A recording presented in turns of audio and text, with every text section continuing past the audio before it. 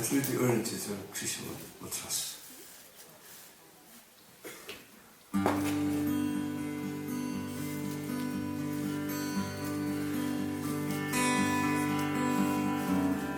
Vars du at utfyrar hoved,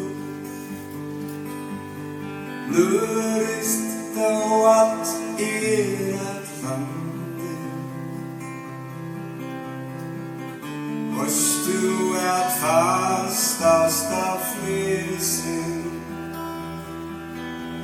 i presslet i utlandsens kante.